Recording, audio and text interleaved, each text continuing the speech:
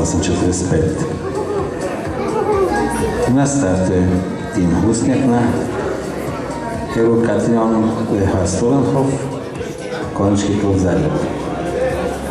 Posljednji u ovoj grupi.